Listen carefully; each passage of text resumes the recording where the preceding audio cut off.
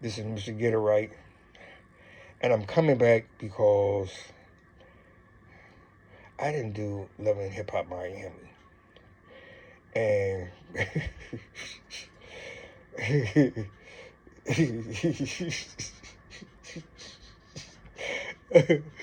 and plus I also want to just follow up. I'm gonna follow up with that first of all. My review on Basketball Wives, the girls are back. I'm just gonna follow up on that because in piecing my thing together, I just really meant to emphasize something which is really important to me because because I heard it on another blogger's review or whatever the case may be. But the one thing about Miss Vanessa, right?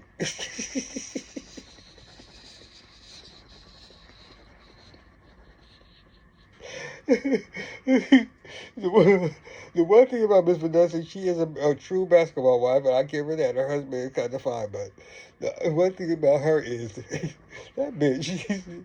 I don't care how much makeup you put on her. She's not a pretty girl. She's not. She is not a pretty girl.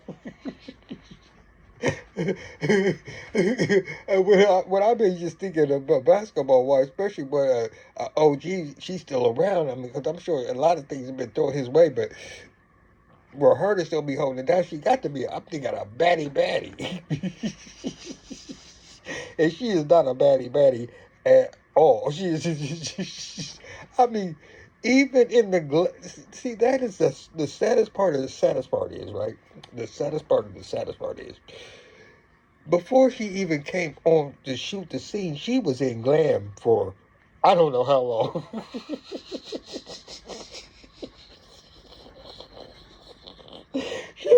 she was in glam to go to that party. I swear to God, I know when you first come on, if you gonna be one of the main people, I know you get a glam squad just like everybody else get a glam squad. I know you don't gotta provide your own glam squad, so I know that got to come along with it. So they didn't do what they didn't did to that face, and it's still, she's not a pretty girl. But let's go on back to Love and Hip Hop Miami. And the crazy thing is, why do I continue to keep on watching these shows? Why? Because all I do is complain about them. I don't even tell y'all no reviews. All I tell you is everything I don't like about them and how stupid it was and what this dumb shit and how it didn't make any sense. And that's all I do. But I don't know. But I guess I really do. And I mean, if I can be really honest with y'all, for real, if you do sit there and see this, I think the really reason why I do it is because sometimes when I get fucking high, and I be talking to myself, I sit there and say, well, fuck it. Get on here, ramble on here. If you get 10 or somebody sit there and say you funny, I'm glad about that. But when it comes down to this show, they are just stretching for straws. I mean, they stretching for straws. Number one, Von Sway. And I even see you on the internet talk about you gonna spill all the motherfuckers. Who cares about you and being at Amara's house and all this other motherfucker? Bitch, y'all just came cool. Y'all, this is nothing more than what Amara sit there and said about she ain't had sex with nobody since her baby daddy, or whatever the case may be. So basically saying, even though she is acting like her for so far, didn't. I know that's a damn right, but anyway. But basically what she was sitting there saying was their storyline, which is a storyline. And what him and her basically said, he said, I just say what I need to say because that's how I get paid. So when the things start coming across as that's what it is, y'all just making up a beef about a beef. And the whole thing about this whole episode, how it all came to be evident in the episode of Love and Hip Hop Miami, was when they said, well, are you going to talk about these This is with Shay controlling, and it's just coming out. They're filming what they're filming to let us know this motherfucking shit is motherfucking bullshit. But anyway, so Shay was like, so they asked, so I mean, I switched gears because I was talking about Shay and tomorrow, but I'm just saying there was only two storylines in this whole episode, so only two storylines. Amara and Vontae and Shay trying to get them all together, and Erica over on the other side spicing up. I mean, Amara, so that bitch is so motherfucking dumb. She's just is so easily influenced. And actually, like, she's so motherfucking clueless to what she does. She's not that fucking dumb. She knows what she's motherfucking goddamn doing sometimes. But she's acting like, But, Vontae, you came on just too hard, baby, because number one, you got that rah-rah motherfucking goddamn husband that you try to make into a deacon when he first came on the show. Now that motherfucker's right back on the sauce and slurring his words, and motherfucker probably high. Well, if he ain't, he's drunk as a motherfucker. But you don't, man. You saying I understand why y'all two are together, Miss. I'm going for my PhD because bitch, you showing your ass. You were showing your ass for a real time. But back to Shay. So my fault. Back to Shay. So with Shay. Shay's sitting there trying to be Miss Peacemaker or whatever the case may be, and so old girl was like, wait a minute. I don't got too much going on, but what in the fuck is going on with you being in these motherfucking blogs too about your motherfucking husband having a motherfucking fiance up in motherfucking goddamn Wisconsin and a baby on the way or whatever the case may be, and he's supposed to be with her. And then they said, you can't protect her. You're not going to talk about that? She said, nope. I told y'all, I don't know what y'all trying to do. I'm not going to do it. I'm not going to do it. I mean, so y'all can sit there and try y'all little back doorway, but I'm not going to do it. Like, bitch, it's already done. And the whole thing is, this is the whole thing. Honestly and truly, this shit ain't coinciding with when they're airing this motherfucking goddamn show. So anyway, ain't nobody really caring, Shay. Ain't nobody really caring about if you really with him or what he really got going on. So y'all still storyline with your storyline because ain't nobody really caring because that shit, if it happened way back when and it was already in the blogs, we'd be talking about old motherfucking news. This ain't shit that's motherfucking just happening because they're not taping at the same motherfucking time. So what's it coming out right now? That just proves to show that we don't really give a fuck about. We hearing about what you just went through 6-7 months ago now. We just hearing about it, but it's already been done. But later on in the show, twice they try to sit there and talk to you about this. In production, in the midst of them filming, like let me know. Yes, we're here. We're taping them. We're filming them. Whatever the case may be, we're even trying to gear the storyline to go a certain way. That's what we're doing. That's how blatant they was about it. That's where it is now. Where we got them little peaks before, it'll be like at the end, a little cliffhanger, like this is what I have to. They do that shit right in the middle of it now. Right in the middle. And they made that whole hour about Shay not wanting to talk about that and the brother try to confront. And that was just the dumbest shit in the entire world. I mean, MJ, come on now. MJ, don't do it. You gonna pull up on the roster guy, and I really just wish somebody would beat his motherfucking ass because he just feels so fucking cocky on the motherfucking camera. Out his lips and just a little bit too cocky on the fucking goddamn camera. But MJ coming up like, yeah, I'm ready for the smoke. And he gonna sit there and say to himself, soon, already know the two guards are right in front between. That guy would wipe MJ out. I used to actually like him. I mean, don't get me wrong, he's not an ugly person. But I used to like him, but I don't know. You knocking glasses over and getting mad like that, if you really want to do something, put your hands on the nigga. Don't be sitting there doing all that bitch ass shit and knocking glasses over and all. Come on now, that shit was corny. It was corny. And I think that's the reason why I'm not liking it. And I think that's where Amara had to go on because Amara want that bad boy. But I believe, first of all, everybody knows that whole thing between her and Safari and all that stuff was just for this, just for the gram and for their views or whatever the case may be. That's all that was.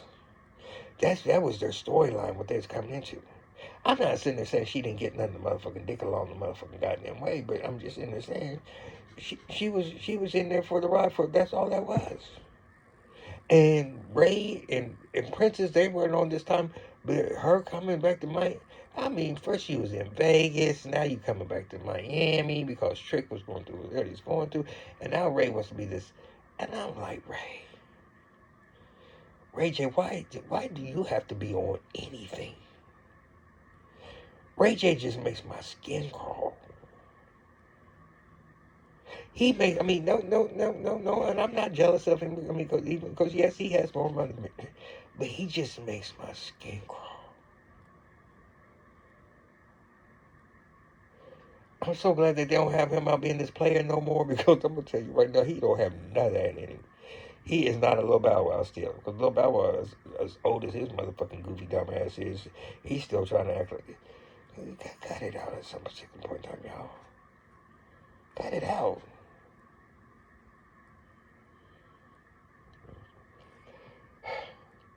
And you know, I'm going to be honest. Why in the hell am I not on one of those motherfucking goddamn shows? Because if these motherfucking bum-ass motherfuckers can get on this motherfucking show, as seasonal as it is, if it's motherfucking part-time, let me get on this motherfucking goddamn show. There ain't no reason why in the world these motherfucking goddamn bums in this motherfucking shit are getting on this motherfucking... And their storylines be so fucking weak. Let me floss. Let me be buying a change and having to do all the motherfucking shit. Let me do that motherfucking shit. Because I guarantee you, if I had my motherfucking chance, it wouldn't be no motherfucking floss for a motherfucking long. Because I'm telling you, you let me get in there, let me get the fuck up in there. And I'm going to make it work. But these motherfuckers that they just got on these motherfucking shows right now, I mean, like, where the fuck they get them from? Shit, I can fake the motherfucking funk just like they can fake the motherfucking goddamn funk. Give me a motherfucking apartment for motherfucking 3 months. Let me work my motherfucking goddamn shit and get that little motherfucking check or whatever case. Yeah, let me do that. Whatever you want me to be. You want me to be the thug? If you want me to be whatever you want me to be. I bet y'all make it more believable than those dumbasses. But this is Mr. Get Right. I done vented y'all way too long, but I had to get on here and talk about Vanessa, though. Vanessa is not a pretty girl. She is not a pretty girl. I'm sorry, she is not.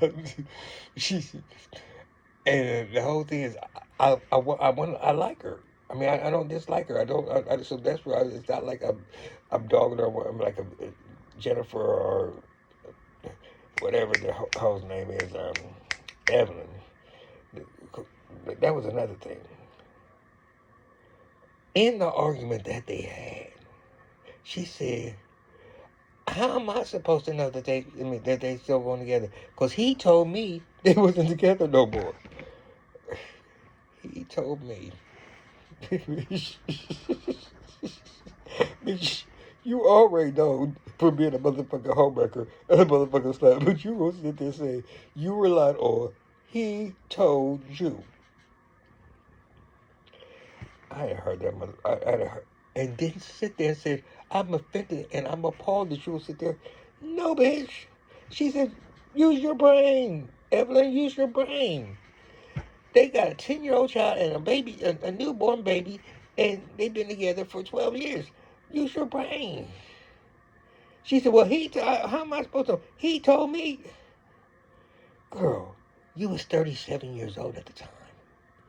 You was already in the industry and had 2 other husbands.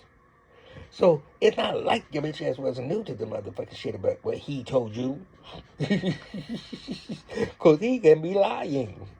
Bitch, he told me. So how can you rely on this with the whole... You knew what you... Just own it, bitch. I knew it. I needed another check. I seen it coming. I see my end. Bitch, I would do the same motherfucking thing. I'm not gonna lie to you. I have seen moments where the motherfucking goddamn shit was motherfucking shaky. I slipped the fuck in. Acting like I'm just slipping the fuck in. I mean, not even going. And just position myself, but all along, I knew what I was doing. Own that shit. I mean, because you at the point that you can't own it. You've been on there long enough, shit, fuck it. Shit, yeah, maybe back then I was doing all that. But own that shit, because what you just got me saying was stupid as shit. You was too fucking old to sit there and say, because he said that there was nothing going on between y'all. But you said that you knew she was pregnant. Now, if you would sit there and say you didn't know she was pregnant, you just thought that she only had the one child, that would be another thing. But you said you knew she was pregnant. So if she's pregnant, that means they was just fucking. Which means if they've been together for 12 years, you put that together, you know that that shit ain't motherfucking over. Or you go in there saying, fuck it, I don't give a fuck, because you snooze, you motherfucking lose. And if that's what you're doing, fine. But don't do that. Don't play that role that you trying to play right there, talking about because he said so. You is not a dumb bitch. You're not. But you had it already marked and planned. You seen that there was an opening. Let me come in there. I need another check. This is what you did. And that makes you, even though I can't stand your ass, that makes you a bad bitch because you get yours. And you try to sit there because you got your little shiny with you or whatever, that you, no, bitch. You just proved it right now when you sit there and said what he said. Your whole credibility is motherfucking gone when you sit there and listen to what a man who you know who's as a woman pregnant and that he was with for 12 years. Even if you didn't know the time, but you knew he was with her for a long period of time. And he just got her pregnant. Whether if they're like kind of going through whatever they're going through. Bitch, he ain't open game.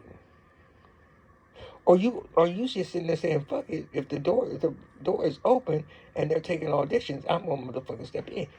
Own it. Own it. See,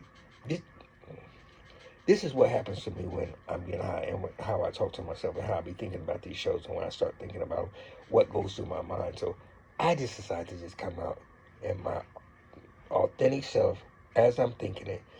No rhyme or reason on where I'm going and what I'm trying to tell y'all. Is basically just story time, for real.